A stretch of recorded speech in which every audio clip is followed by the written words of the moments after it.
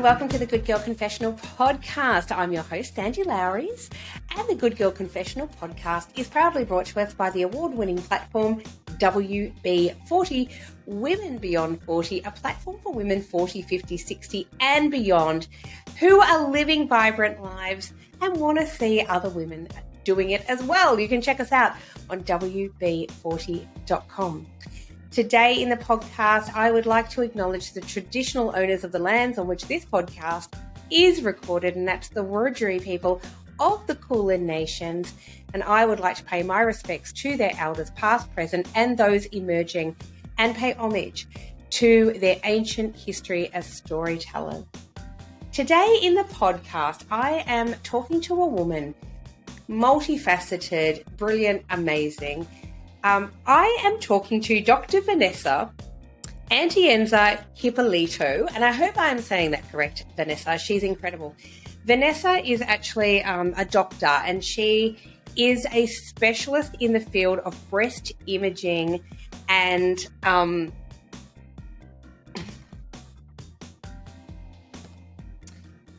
Vanessa is a doctor, and she is a specialist in the field of breast imaging and intervention, and this is what we will talk a lot about this today. Vanessa is really passionate about the intervention side of this and the diagnosis of breast cancer, which of course still impacts so many women in this country and globally. Vanessa is quite extraordinary, but we talk about her journey from the Philippines to Australia, what that meant for her as a medical practitioner, and what it meant for her to go on and study to be a specialist and how long that took. But we also talk about her journey of self-discovery and her amazing ability to share her story in not one but 3 different books, and we will talk about those books. She's an extraordinary person. She's been recognised with so many awards, and deservedly so. Please welcome to the Good Girl Confessional, the gorgeous Dr. Vanessa. Hey there! When Sandy's not interviewing kick-ass women, she's hanging out with me at Alex the Seal, a podcast about music and nostalgia. I'm Jo Pybus, and each episode, Sandy and I talk about all the songs that got us hooked up, knocked up, and broken up. Do yourself a favour and search Alex the Seal on your podcast app. Love you, Molly. Hello and welcome to the confessional. Dr. Vanessa, how are you? How are you, Sandy? I'm great. How are you? I am all the better for seeing your beautiful face today. Welcome to the Good Girl Confessional. I'm so excited to have you here. You are one of those women that just is so inspiring. I can't believe all the things that you have achieved at such a young age. You are quite extraordinary, Vanessa. Oh, no. I'm blushing now. Thank you. Thank you. I don't know what to say. Thank you. One of the things that I love about you is your passion for the work that you do. And we should say that as a doctor, you specialise in breast imaging, and you educate women around breast density and about breast self-examination, etc. First of all, I guess I'm really interested in what made you decide to become a doctor, and then what made you perhaps specialise into that field? Thank you for that question. Are you ready for a whole day answer? It's going to be long or short? Why, yes, I am. Okay, so when I was growing up, my mom told me that I'm going to be a doctor. And so I was wired, if you like, to be a doctor. And so I said, I'm going to be a doctor. And I studied. Not easy to study because I'm not like, I did compare myself to my classmates that I'm not smart enough like them. But I have the belief that I'm going to be a doctor no matter what. And so every time I've got exams, assessments, etc., board exams or anything, I pray and I make a pact and say, I'm going to do anything as long as I pass. I will be of service and be a good doctor, great doctor, no matter what, as long as I pass the exams. And so I did. I finished my high school, went to pre-med university. Well, when I was applying actually for university course, I only applied for 2 courses. My first choice was computer science, because that was the era where computer science is the peak or the popular choice for us. And the second choice was pre-med biology. And I did not get accepted in the computer science, thank God. Thank goodness for us, Vanessa. And I got accepted in the pre-med course. And what was remarkable, I got accepted in a 3 years pre-med course. It was a trimester. It was a unique university, where it's the only university in the Philippines that offers a trimester course. Wow. So I was grateful and lucky. And now looking back, I finished it in 3 years, despite the hard subjects that I had. I have to study biology, zoology, botany, chemistry, physics, psychology, which I don't need, but I actually enjoyed memorizing scientific names. And so I finished the 3-year course. And when you do finish the 3-year course, you go straight to the medical course. So I did that for 4 years, and again, lots of struggles, and I thought I'm not going to finish. But again, through prayers and support of my family, my classmates, my besties in med school and in university. We were friends from university until med school until today. I'm so grateful that I finished it despite the challenges. And yes, I wanted to be a doctor because my mom wanted me to be a doctor, but I realized already that I'm destined to be a doctor. And going through after my medical course, I was aiming to be a surgeon. And so I fell in love with surgery during my internship. And I was trying to get a surgical training job. I got 3 months of surgical training. And maybe in my second, third month, I was feeling lost, because I said I wanted to be a breast surgeon, but it feels like I'm not enjoying. Well, yeah. I love it. I was enjoying, but not enjoying, if you like, because it was really hard. I have to be on call every 3 days straight, 36 hours. And then I have to report to work again the next day. So it was crazy. And I said to myself, I don't think I'd like to do this forever. Yeah, that's intense. And I think it's so beautiful to hear your story, because a lot of people don't realize how much study goes into becoming a medical practitioner, to become a doctor. And as you say, 3 years of pre-med, which was quick. It was quick compared to some universities, and then another 4 years. So we're talking 7 years. And for some people, it's 8, 9, sometimes 10 years to finish. So, and so I realized, okay, this doesn't feel like it's working. So I did not finish. After the 3 months, I stopped, and then I felt lost. I felt depressed, if you like. And I was blessed to have one of my besties from a private hospital rang me and told me that there is an opening in radiology training position. They're looking for one, and if I'm interested, have a go. And I said to her, radiology is not even in my bucket list. It's not even in my top 10 list. Why do I want to do radiology? And so after self-reflection and, wallowing through my depression, if you like, or being lost, I said, okay, might as well have a go.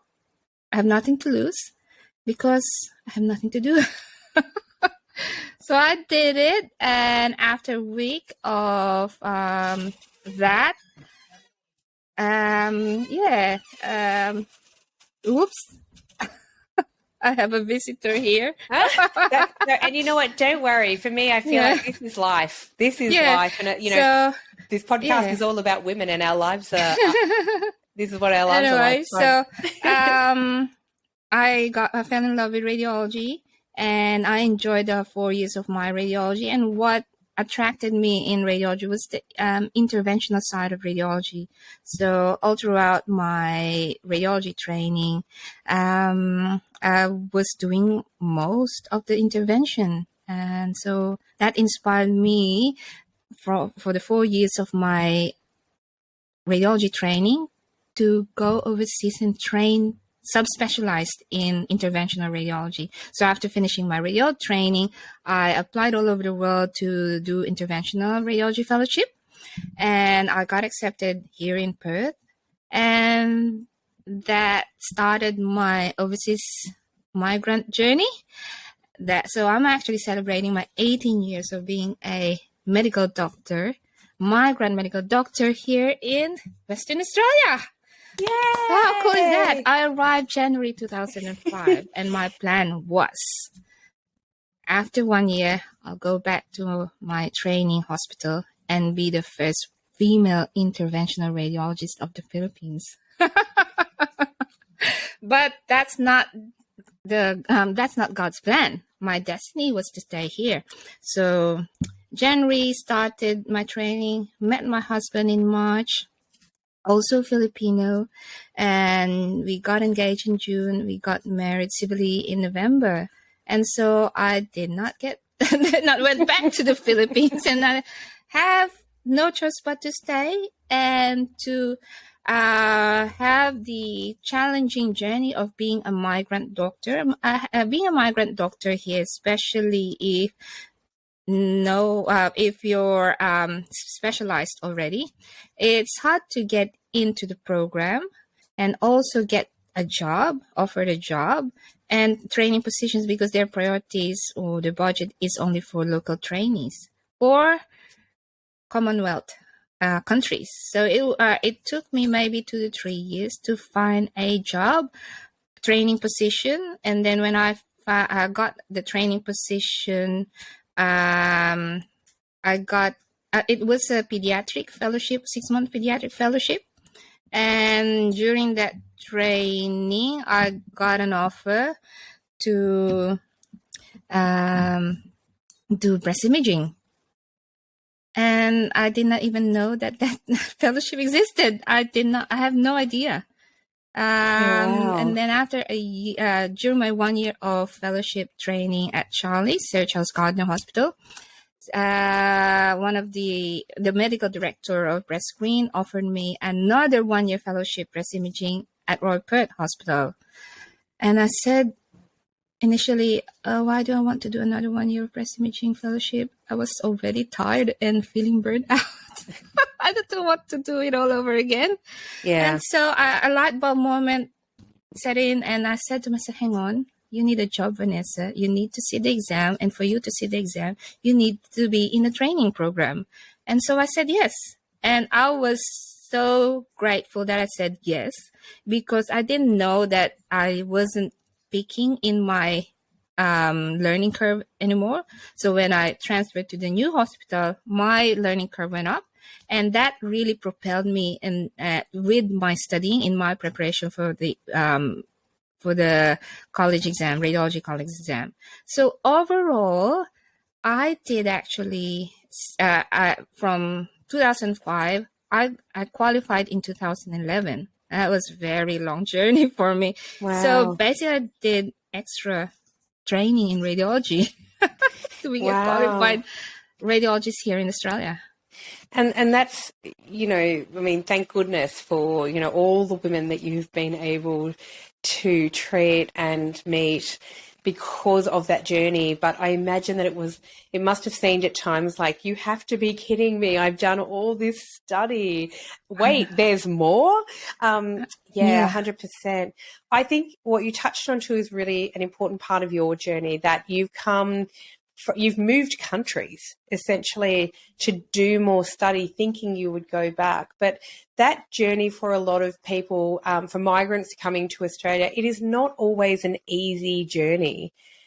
And as you said, rightfully so, the length it takes and the red tape and the crossover doesn't necessarily translate, right? And the financial burden, because you have to pay to get qualified for the exam, to be assessed, to be registered. Yeah, wow. It's and so it is a huge thing that a lot of people don't realize either. As you said, talking about the financial impact of that and the emotional burden, that you can understand why some people would think it's too hard. I'm not coming to Australia to work, or I'm not. Do you know what I mean? And then of course we have a whole other layer of things that go on. I have met extraordinary, say, Uber drivers who have told me in their country they're absolutely qualified to be a teacher, or they're qualified to do other, whatever it may be, that they're an IT engineer in their country, but when they come here, that those certifications don't translate, or they're not qualified here, even though they've done years and years and years of study.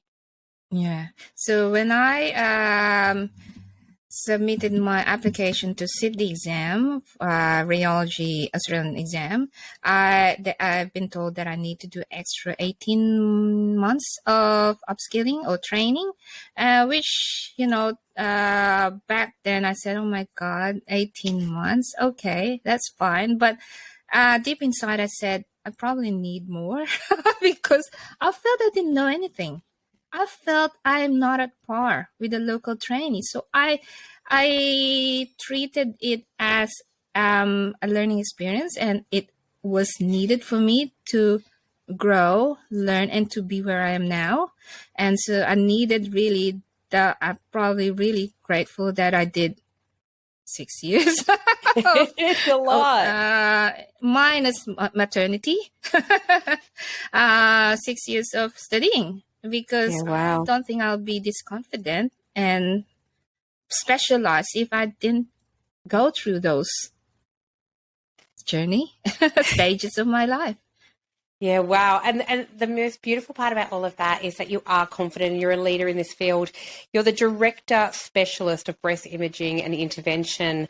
And I think that that's extraordinary. I can't begin to, I'm going to say on behalf of all the women out there, a huge thank you to you and to other doctors who have chosen to work in this field, because sadly breast cancer is still prevalent everywhere in the world globally. And it's, I'm not sure what the stats are. What are the stats on how many women, I guess, will get breast cancer? 50 women, 15. Now you're testing me. I forgot my stats. I'm sure I've submitted a lot of blogs about the stats, but I think 9 women are still dying in Australia every day. Yeah. And there's 22 or 20,000 women plus are diagnosed every year. Wow.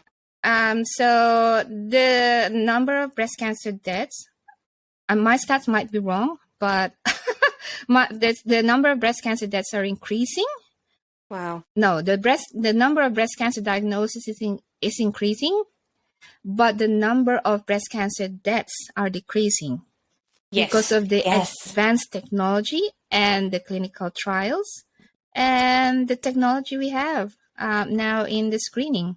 Yeah, and diagnosis absolutely. of breast cancer and treatment. And that's it's heartening, but still there's too many women dying of it, and far too many women still being diagnosed with it, right? And I don't know that I've ever met a woman who didn't at least know someone, sadly, who has gone through that journey, because so many women are diagnosed. Obviously my platform is women 40, 50, 60 and beyond, but we do have younger women who listen to the podcast as well, who are in their 30s. Obviously, the older that we get, the more of a risk this Correct. becomes. So what is it what's some of the advice, I guess, that you would give women when we talk about self-examinations and making sure that you're checking yourself and then going out to get help? There are literature who would oppose to self-breast exam, especially international literature. But I always advocate self-breast exam. I think in Australia, it is still advocated to do the monthly self-breast exam. And so why do I advocate for that? Because if you don't know your breast, how will you pick up a lump? But having said that, what I generally advise women, because Dr. Google would tell you, look for this, look for change, look for skin change, look for skin retraction, nipple retraction, skin thickening, or a bulging or whatever. That's actually late stage breast cancer. Wow. Okay, wow. So actually, my advice is just to know your breast.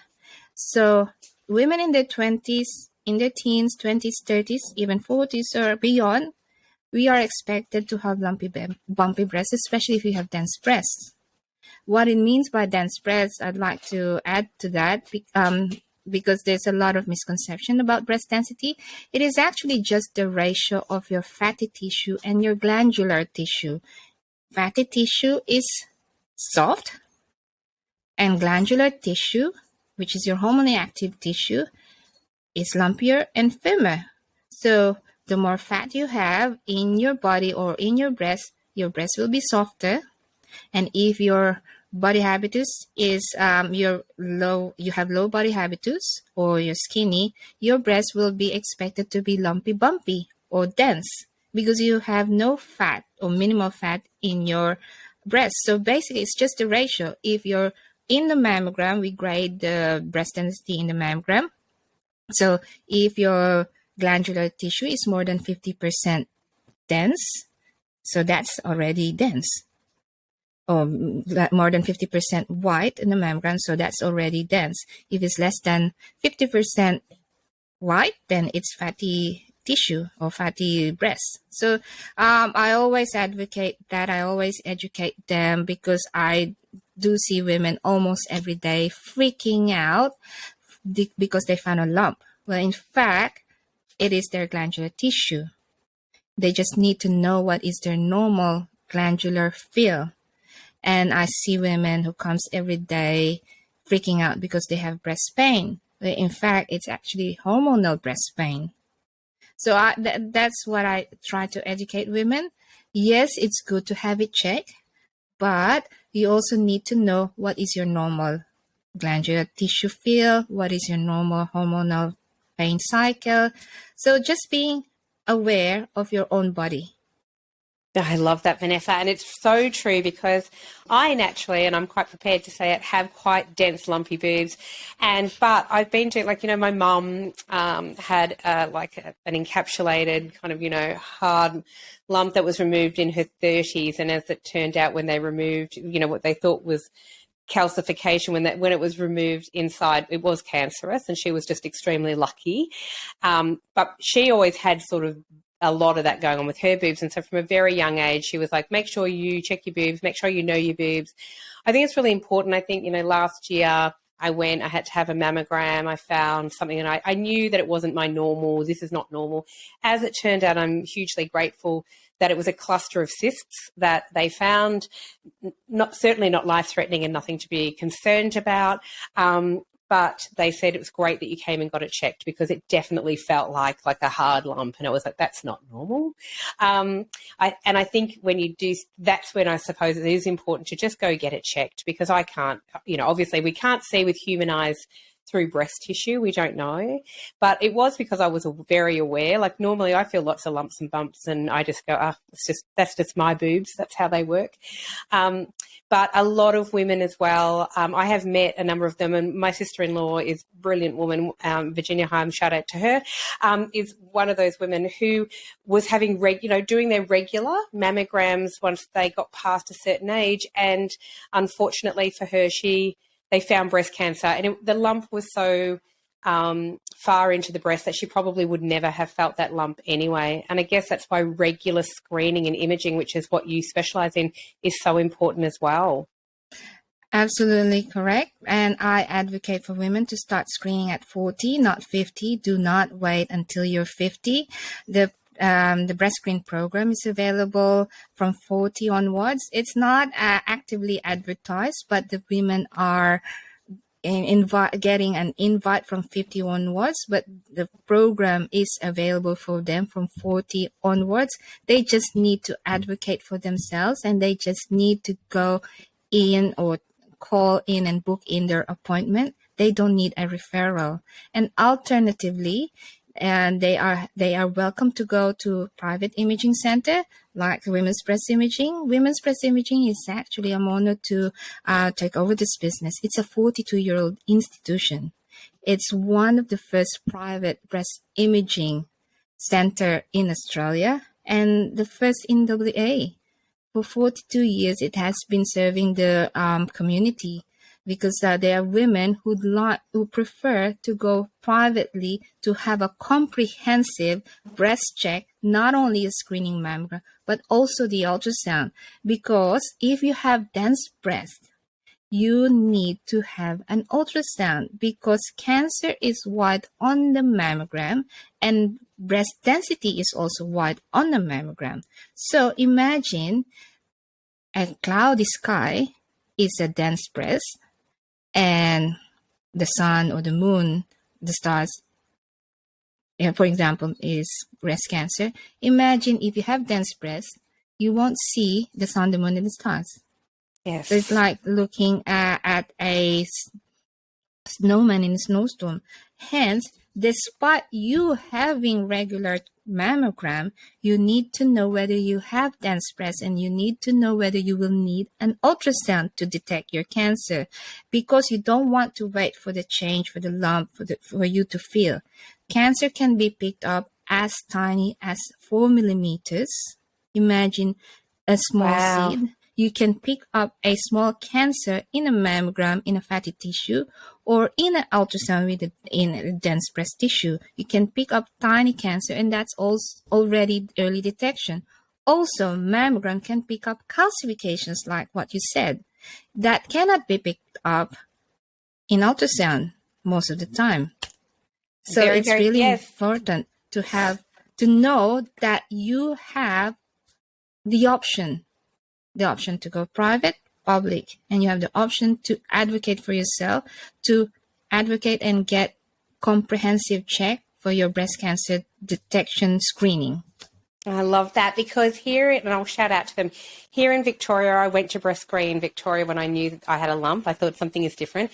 And I went and I had my mammogram. And I would have been due for a mammogram anyway, but I went, because I felt the lump. So off I went. They sent me then, after the mammogram, they sent me to have an ultrasound done, and they said exactly what you're saying, and it's so true, is that because my breasts are so dense naturally, that they said, although we think what we're looking at is one thing, we really need confirmation that is what we're looking at. And in the ultrasound, what they found was some calcification as well, which they said might very well be normal for my breasts as well. Yeah. But it was really good. That just gave them the confirmation that what they were looking at is like a cluster of cysts, and that it wasn't anything sinister, because that's the other thing too. What they saw on the mammogram screening, they thought, that's something that might be concerning because of the size of it. And so when they went, of course, it wasn't. It was fine, and thankfully, but 100%. So I have quite often, in my regular mammograms, gone off and had like an ultrasound. And I'm glad that you said that. And I didn't know that was like something everybody should do. I've just been really lucky, I think, to be directed in that way. I wanted to ask you something, because it's a big sort of question. So I look at younger women, and if they have a history of breast cancer in their family, when should they start really having regular screening? So I have a daughter who's 25. At 24, and I know she's quite happy for me to discuss this, she had like what she thought was, it felt like a lump. Off she went. They gave her an ultrasound rather than a mammogram, because she was in her 20s. And I love this too. So she went to see a breast specialist. He wasn't happy with the screening that came back, and he sent her again to go somewhere else and get another ultrasound done. And from there, he said, right, now I have a really good snapshot. Thankfully, hers was a cyst as well and nothing to be, not serious. But what he did say was it's so important to get that checked. And now we've got a snapshot of where we're beginning, so that over the years as you go, we'll be able to see differences. But he also did say that if there's a history for him, he felt it never wait. If you feel something, never wait, like go get it checked. And that one thing we forget is that younger women can have breast cancer. Absolutely. Yeah, I've diagnosed women in their 20s and 30s. So it can be heartbreaking and distressing for the women. So yes, I'm grateful for your question. Family history of breast cancer can be very distressing and can cause a lot of anxiety to women. So basically what I tell women, 75% of the women that I diagnose with breast cancer doesn't have any family history. Wow. So having a family history, mom, sister, first degree relative over 50 actually is not really high. It's also equivalent to being a woman or having dense breasts. So your risk only increases when you have a first degree relative diagnosed under 50. Yeah, then wow. you need the annual screen. And you'd like to consider having the ultrasound as well, especially if you're young and you have dense breasts. So having just screening mammogram is still not enough for women with family history. Women under 40 who has a family history, for example, if the relatives were diagnosed after 50, then there's still population risk. But if the mom or sister were diagnosed under 50, for example, if the mom was diagnosed in age 45, she needs to start having regular screening 10 years before that diagnosis. So 35, she needs to start having regular checks. Okay. So yes, she still needs to have her, regardless of age, whether you have family history or not, or you have risk factors or not, start just being aware as a teenager in your 20s and 30s and 40s onwards. Do it once a month only. Don't do it every day because it will drive you mad. Because your breast will be changing every day, and that is adding to our anxiety. So yes, start at 35 if 10 years or 10 years before the diagnosis of your first degree relative, and then it changes again, depends on how many relatives are diagnosed under 50. Again, it is actually go see your doctor and get it checked and get it. There is a risk assessment that they can do, and they will educate you and they will tell you what to do. So basically, it's a multidisciplinary team care. Not only you need not only advocate for yourself, but you need to go and get your doctor to advocate for you, because that's one of the missing link as well of women getting checked by their doctor. That's what's missing as well. They're not apart from their self-breast check, they're not getting a clinical examination, because yes, how will you know which one is which? You need the expertise of your doctor to do a check.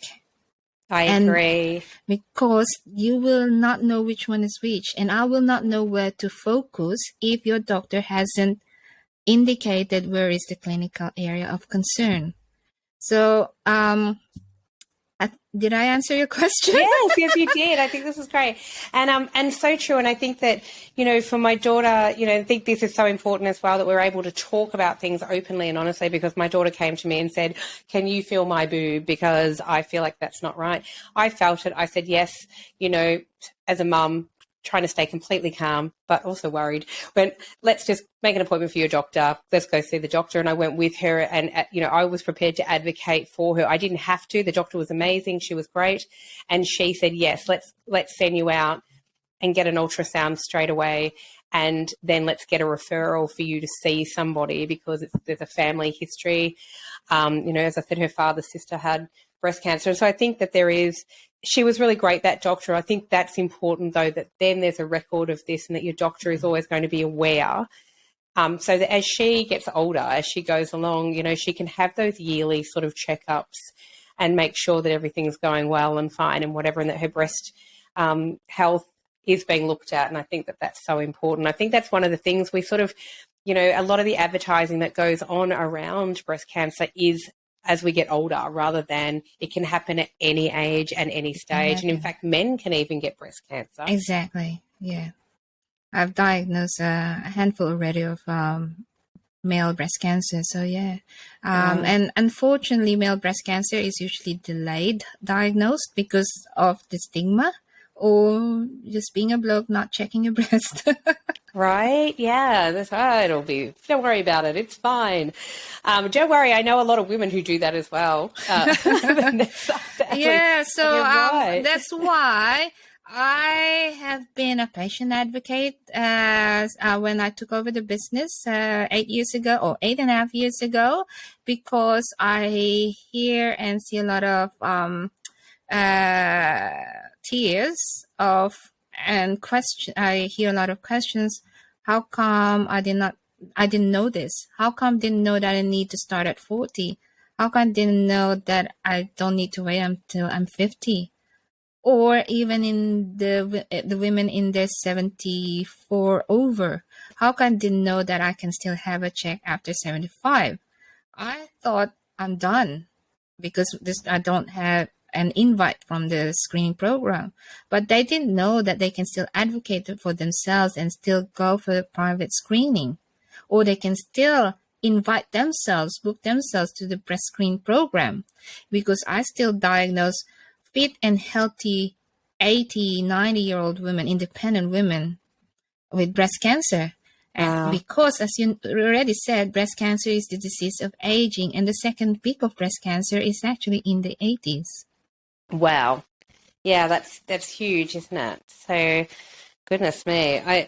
I think that's so important, and that's something we have talked about on the podcast before, but not about breast health, and that's why I think this is so important, what we're talking about now, but about women learning to advocate for ourselves, because, we all know that it happens quite often where if you don't have the right doctor for you, symptoms can be easily dismissed.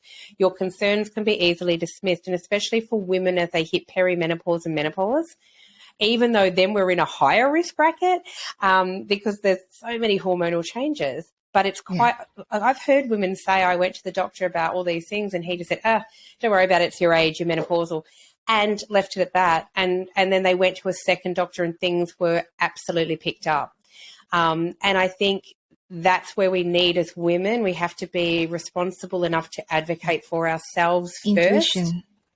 Find another doctor. Yeah. Follow your intuition. Follow your intuition. Great advice. Yeah, Vanessa, that's great. True. And I do think if you think something's wrong, generally as women, we know our own bodies. I mean, we know if something's glaringly wrong. And I think it's okay to then go to a doctor. And if that doctor says is dismissive, find a new one, get another doctor, get a second opinion. And I always say too, it's not easy for everyone to advocate for themselves. So if for some reason you can't advocate for yourself, find someone who can come with you and help advocate for you. Absolutely. I enjoy meeting women who would be coming to my business who are, or for example, besties or mom and daughter who are coming on a date for a breast check date. So I actually, amazed with that. So I love that. Find a buddy. I love that. So one of my closest girlfriends, Patsy, I'll shout out to her as well.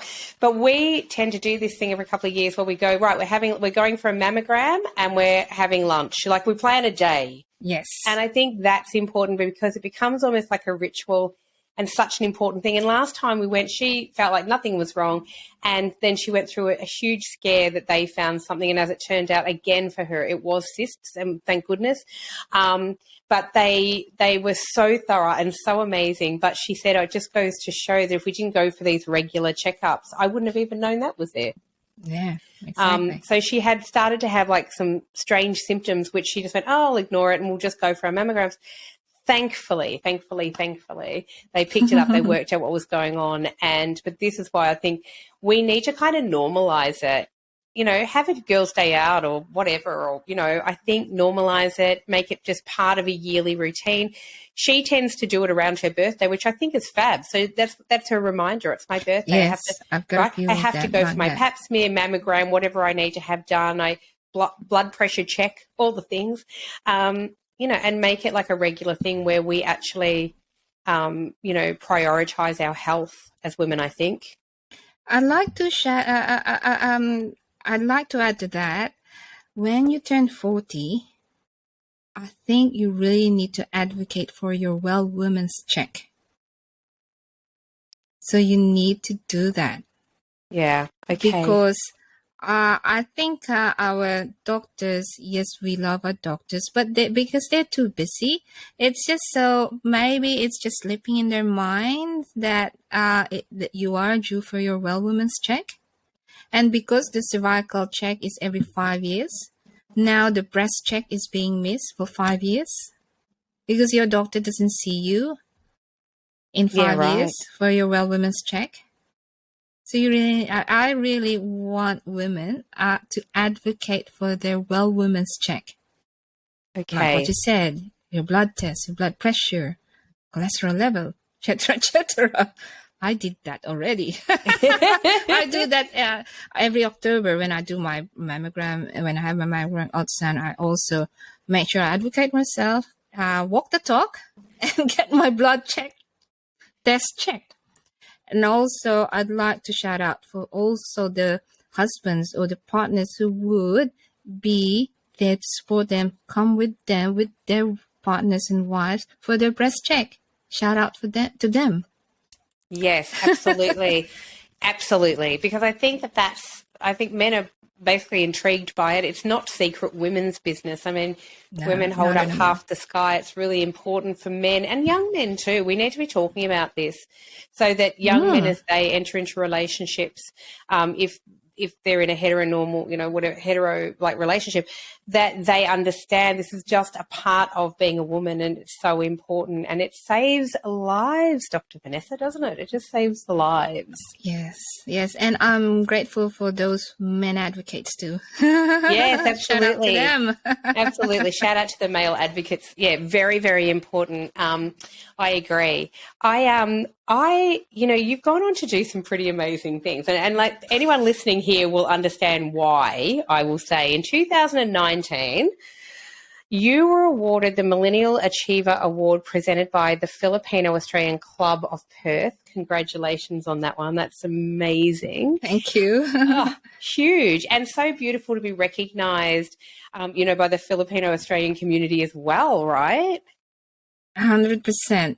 Because apart from what we were talking about before the recording, I'm part of the Filipino Australian choir. We are providing volunteer service to the community for 12 years. We sing in 3 different churches in Perth, local churches. And so we love what we do. And that's headed by my husband, Glenn, who's the choir master, co-founder, and we call him maestro, and the organist and pianist.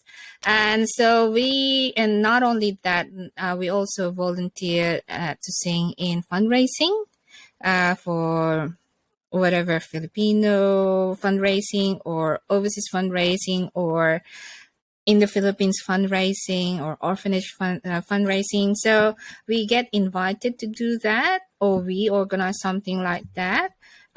We also sing in special occasions in the Filipino Australian community, like our Philippine Independence Day.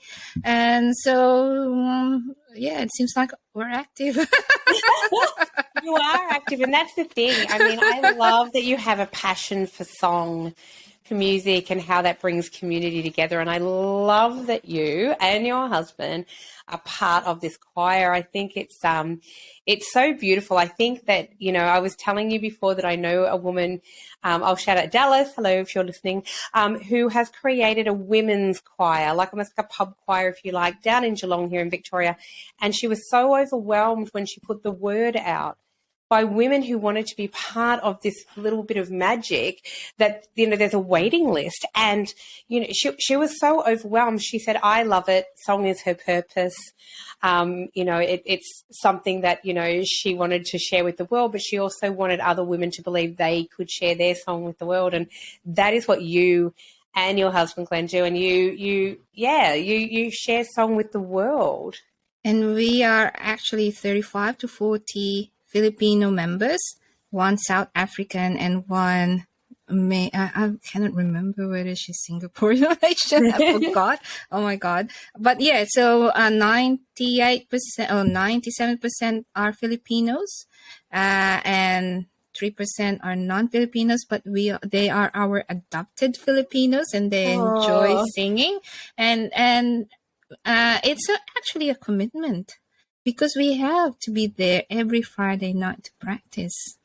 And we have to show up for the Sunday or Saturday mass service. So it's actually, it's not for the faint-hearted.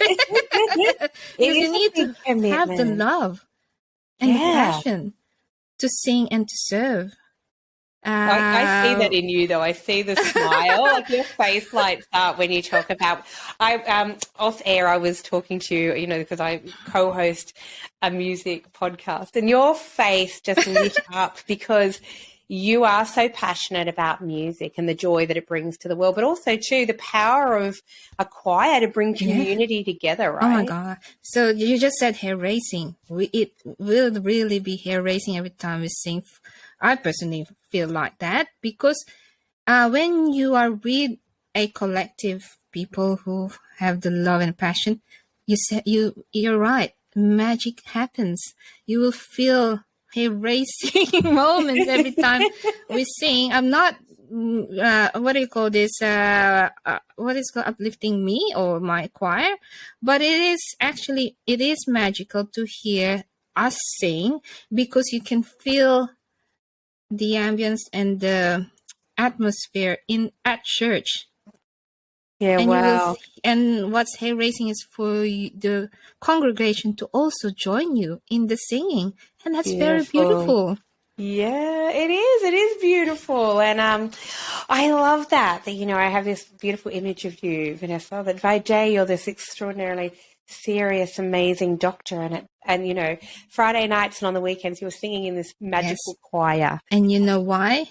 Despite me being tired and burnout or whatever, or my Friday night is my favorite, because it's the only day where I can belt out.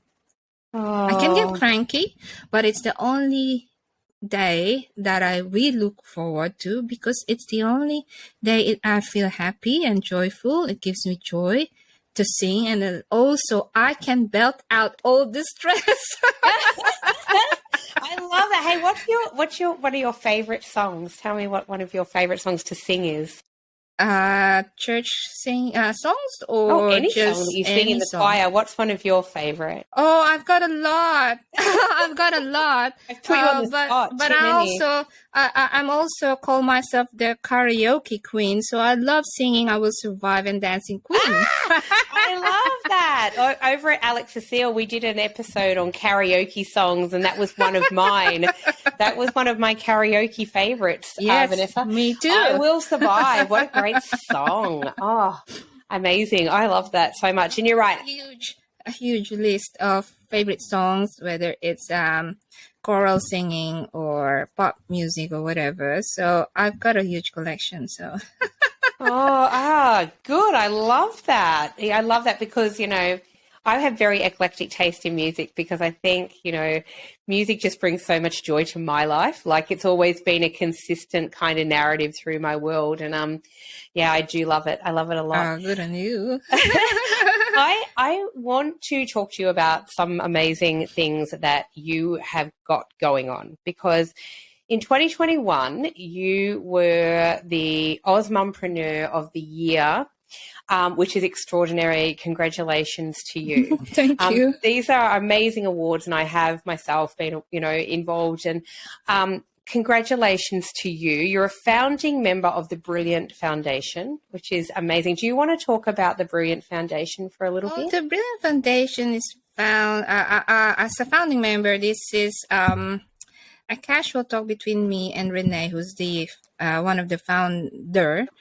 She's a school mom. Our kids go together since pre-primary. And in 2020, we were just chatting while waiting for the school pickup or drop-off, can't remember, or maybe a school event or a parent catch-up. She said that she's planning to open a platform where people of all walks of life, especially the migrant community, can write. She's a lecturer of Curtin University. She's a professor, and so that's her passion. And being me as a supportive person to a woman, I said, "Go for it! I'll support you." And so she found the courage to set up that foundation, and I contributed a few articles or blogs in that, and we do once or twice a year catch-up events with Curtin University students affairs or other people who might be interested to just have a what do you call this? Drinks? What's called this? So to have just after work drinks. What do you call that? Oh yeah, to just have a gathering, I guess. Gathering, something like that. So I just supported her, and we just got connected. And actually, me writing a blog opened up my creativity in writing. Didn't know that I have.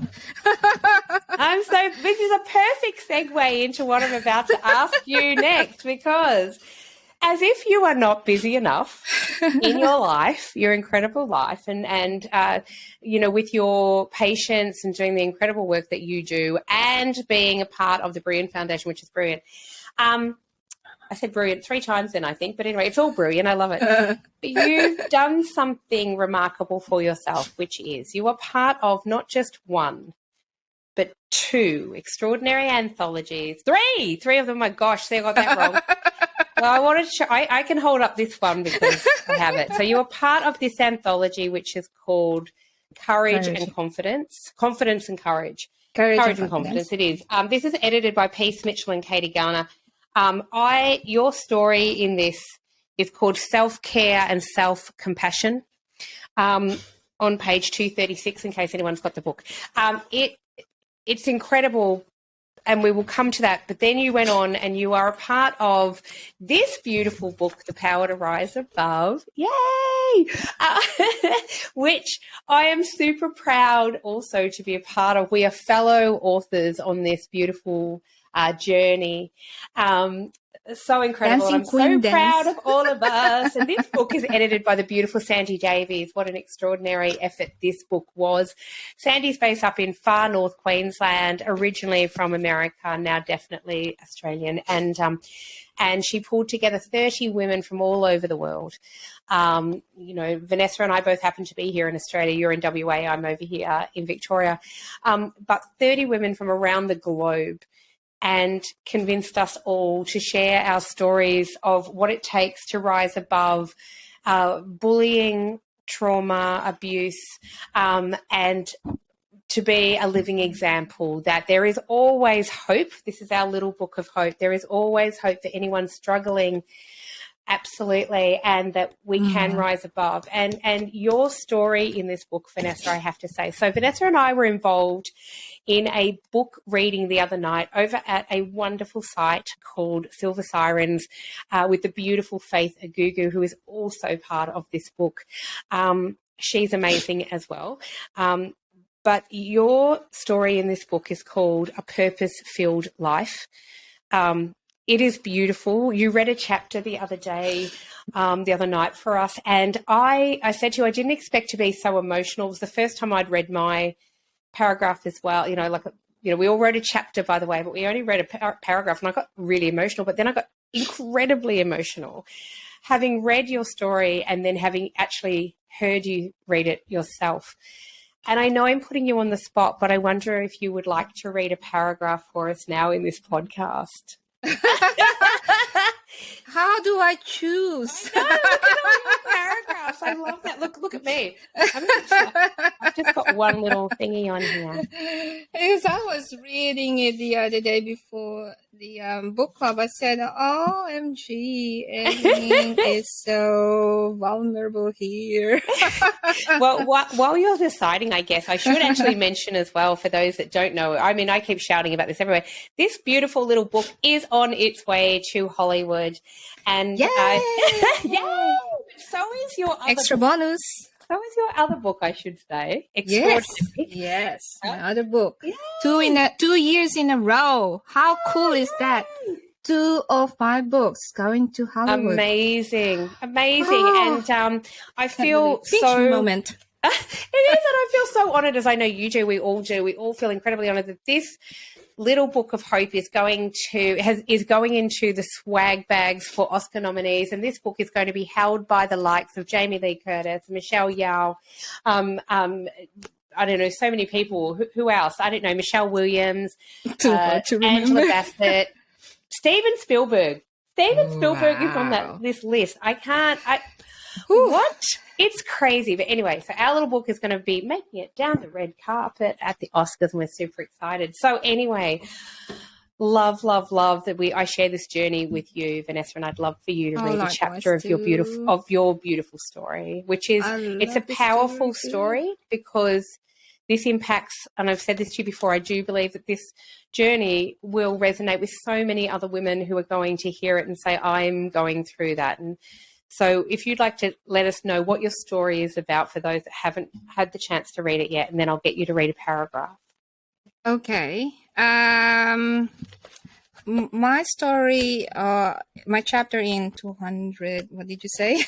186, page 186, A Purpose-Filled Life. So my story in this, before I tell you my story about my chapter, can I give you a history of how I got involved in this chapter or in this project?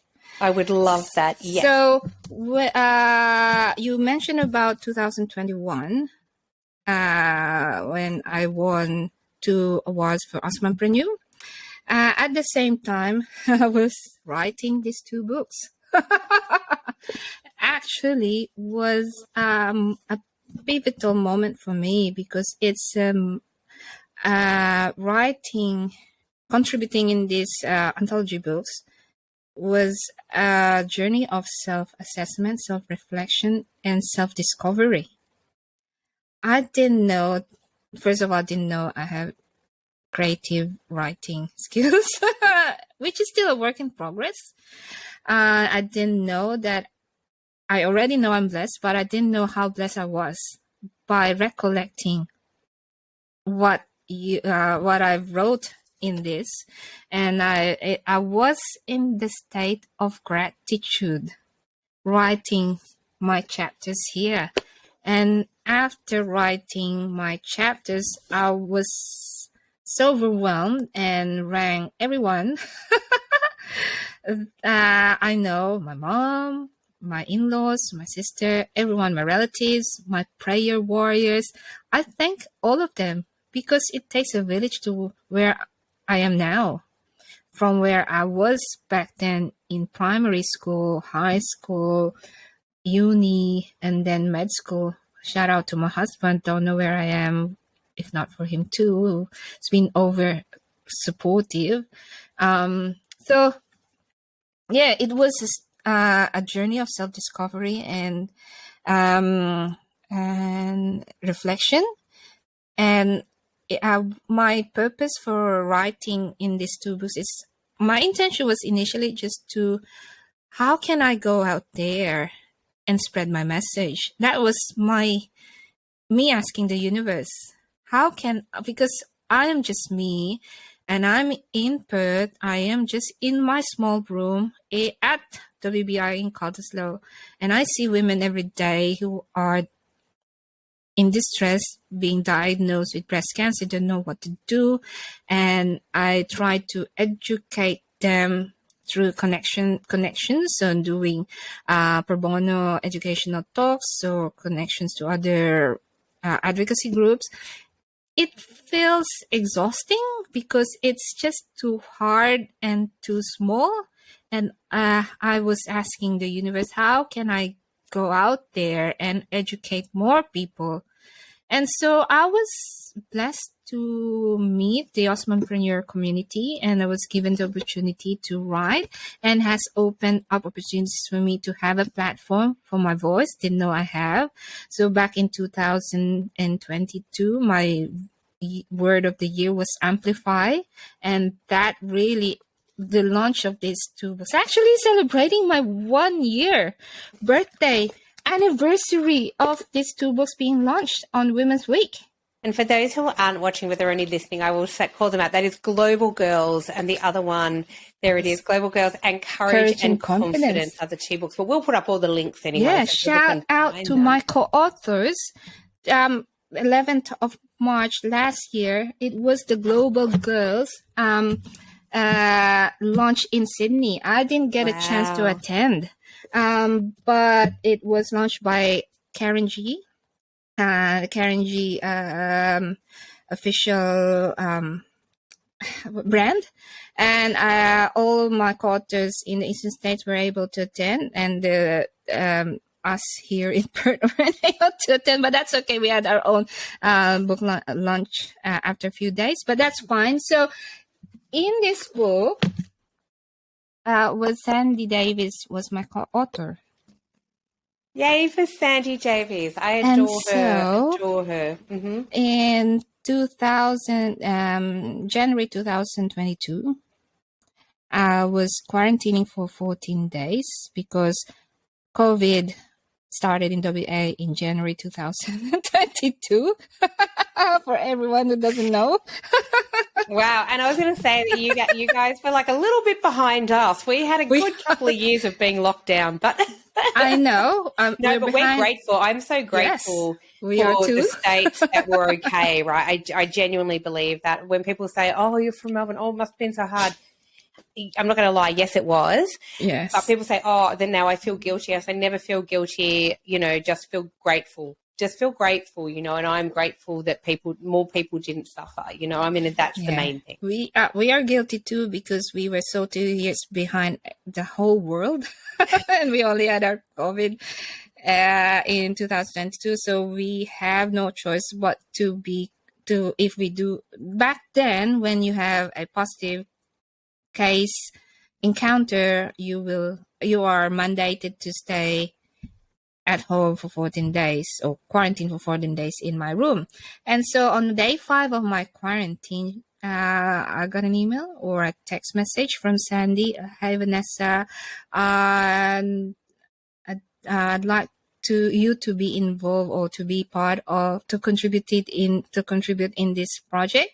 I have 29 authors, and I think you're the 30th for it to be complete.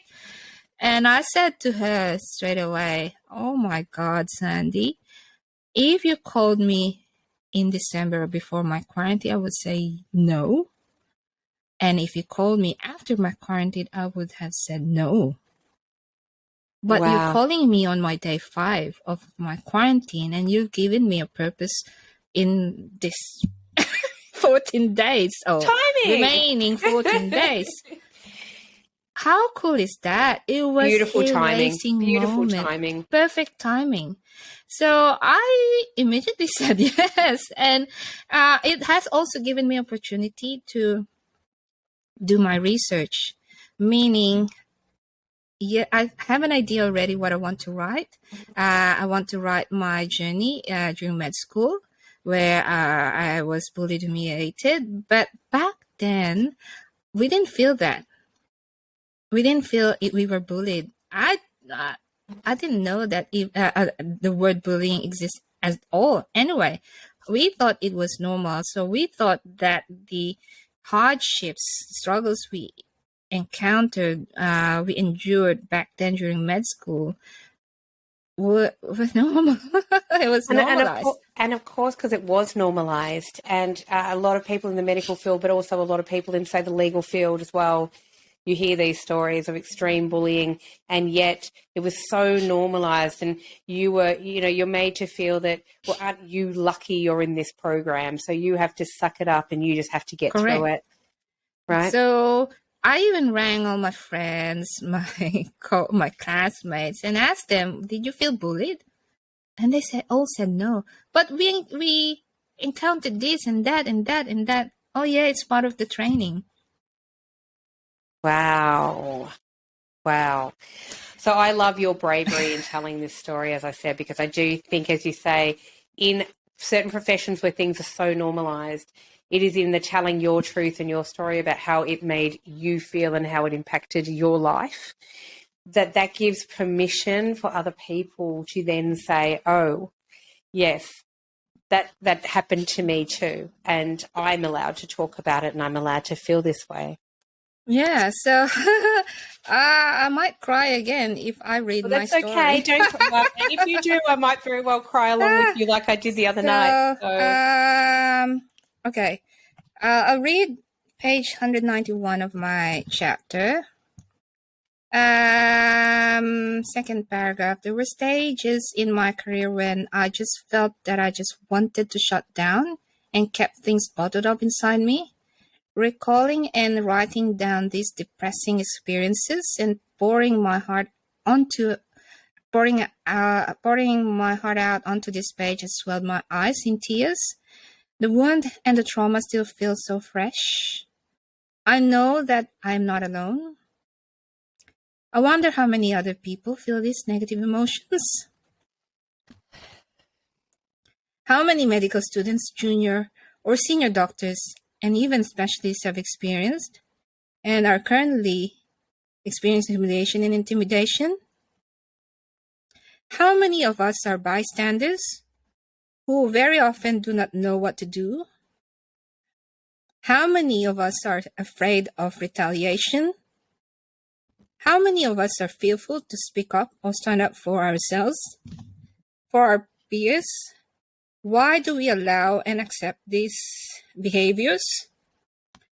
Why are we scared to ever directly confront the people in power? Oh my God. I need to stop now. It will be flooding here. Here we go again. Thank you, Vanessa, for sharing that, because I think it is powerful. And I know women who have been bullied in the workplace, who have lived through some experiences, who experience trauma by the way that they have been treated. And I know this is why your story is so, so powerful, and why, it made me cry the other night, and why I've got tears again today, because I think for any of us who have experienced that trauma in the workplace, I think to hear your story, to read your story is so powerful. And you're right, 100%. One of the most beautiful things that you walk away from with your story is you are not alone. And also this thing of, why are we so fearful to call out this bad behavior? And obviously it's because we don't want retribution. We don't want to be the next target of that bullying. There's a number of reasons why we don't. But I feel like unless we start to find our voices in those circumstances, nothing changes. And I guess too, it's for leaders, as you say, how many specialists and high-ranking doctors will look back and say, oh yeah, I did actually go through that. It's really the onus on the leadership, I think, to call it out when they see it happening, and to say, hey, come on, there's a better way to do this. It was bad enough that we were doing it then, but we have to stop that behavior now. And this is how real change starts to take effect, right? I have no words, but I just want to say in my page 193, the one in bold, I made a choice. I can make a choice every day to be a hero of my story. So it was a journey. It wasn't easy. It was long for me to discover my voice and my confidence and, myself.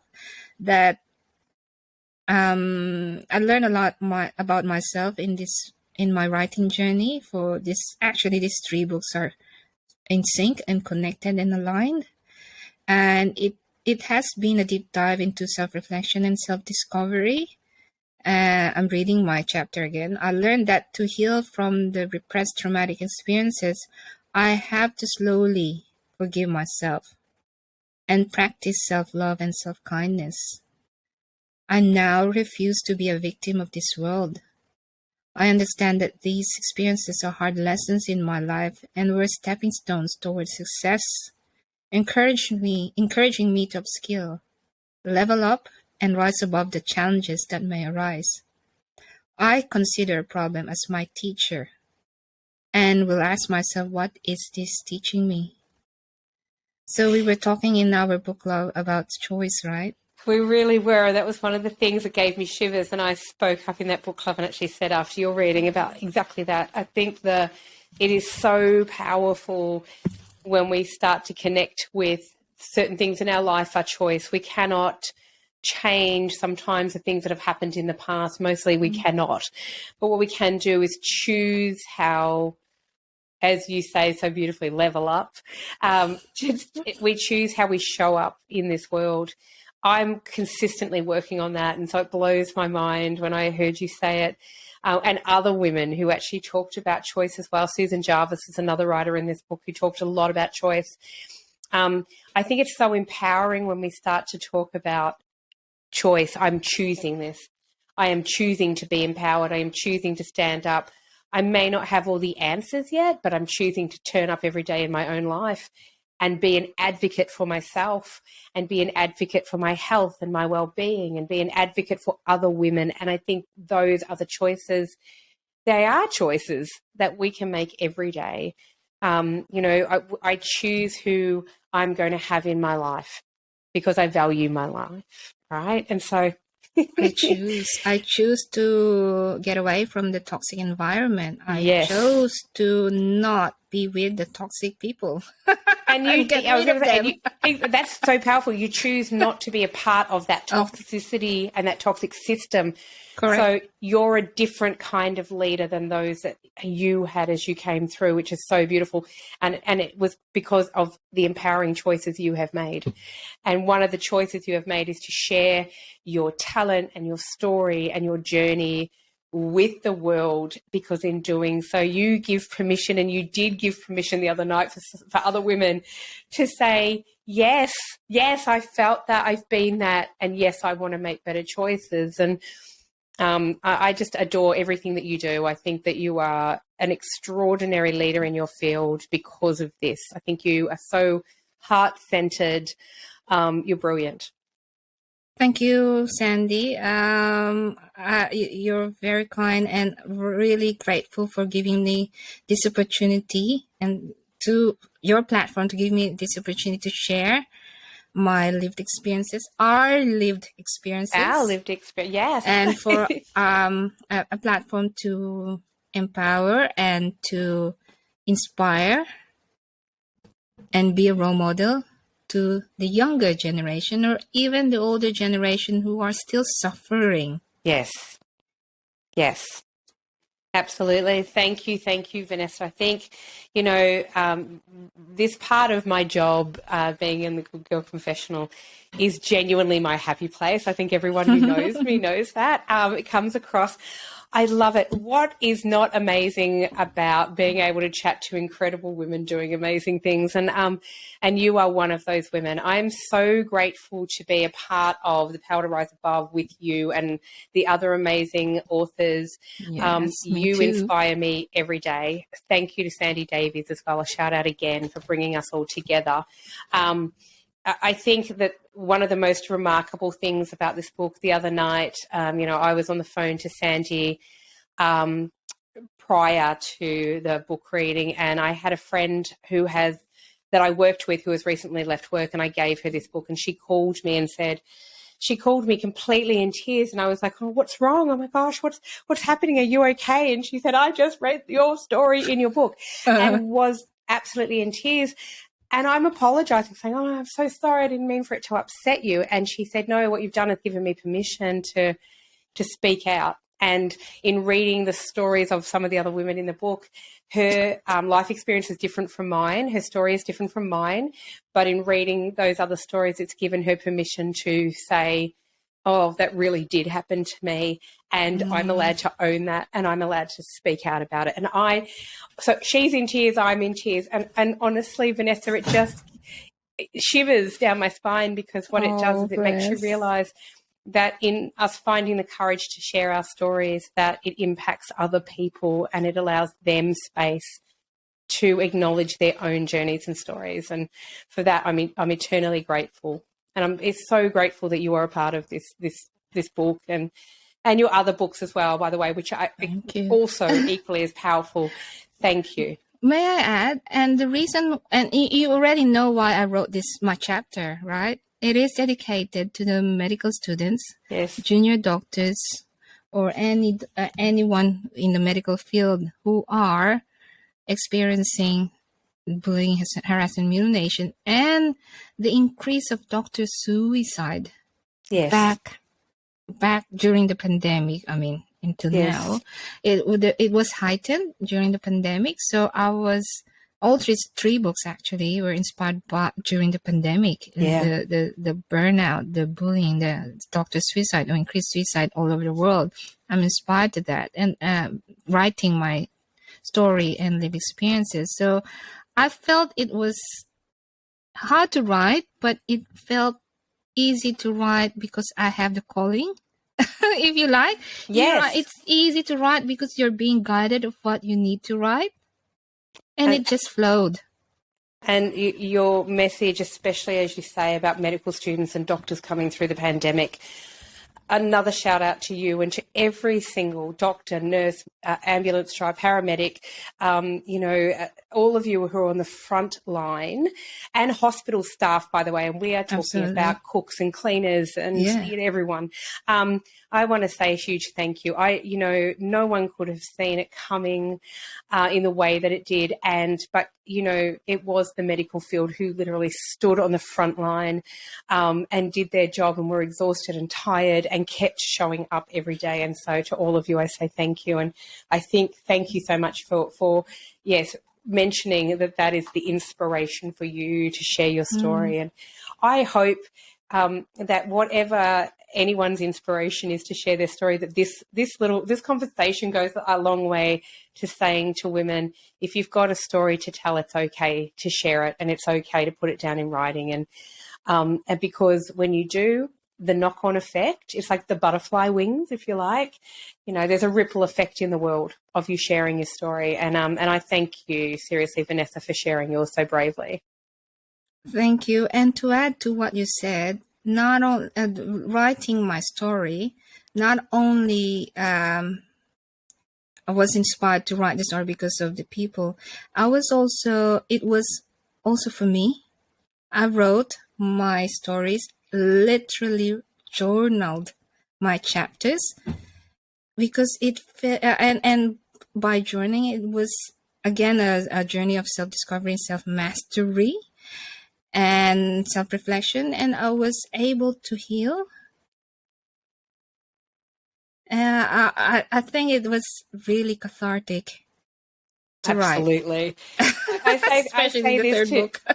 I say this to anyone, and I've been writing for years. A lot of the writing that I do, it's quite cathartic, and I selfishly draw on things for my writing that will come out of my life because it's a healing process for me. And sharing my story in this book, I've done a lot of healing over a lot of years to be able to share the story as I did, and I think. But everyone in this book was at such a different journey of their healing process. But in writing it down again, you still realize it's still there. It's still, stored in that the cabinet in your brain somewhere, the filing cabinet in your brain. And I think us. And that's important to remember as well. So I don't know the stories of overcoming and rising above, say, trauma and bullying, abuse, sexual abuse, whatever it may be. I think those are things that it's not that you get over it. It's not, people don't get over things, but what you do start to do is heal. And you just acknowledge it. You acknowledge it, but you heal from it. Yeah. And then what it does is it doesn't have the same power over you. Correct. To control the journey of your life. And I think that is what rising above really is, what we're talking about here. It's not that, build a bridge and get over it. That doesn't happen. But what it does do is it allows us to heal and to acknowledge, to give it space, to acknowledge it, to understand and forgive yourself. Absolutely. Absolutely, Vanessa. So I have loved today talking to you. I think we could talk for about 4 hours, if I'm honest. We can talk all day, right? All day. And I thank you so much for joining me on a weekend, giving up even more of your precious time. Making time for me on a weekend too. Oh my gosh. Thank you. I'm honored. Anytime. I was super excited about this. And I think you're wonderful. In the show notes and right across our socials, I'll be putting up links to where everyone can follow you. And also where they can find your books. And I think you're amazing. Mwah, thank you so much for everything that you do. And you're amazing for celebrating us. Oh. Not only me, but you, us. Thank you. Thank you so much. Thank you. And keep doing what you're doing. I love what you're doing. And I'm happy to support everything you do. Thank you. I'm looking forward to meeting you face to face and for you to sign my book copy, please. I can't wait. Yes, Thank absolutely. you. I enjoyed this. Thank you. Thanks, Bye-bye. everyone.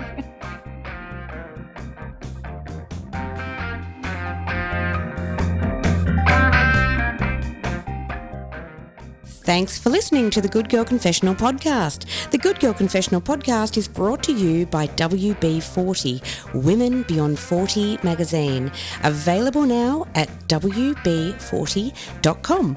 The Good Girl Confessional podcast is available on Apple Podcasts, Spotify, and wherever you listen to quality podcasts. We're also now available on YouTube. We chat with really interesting women about their hard-won wisdom, but it really helps us if you can subscribe, like, and share the podcast. Thanks so much for your support. Bye for now.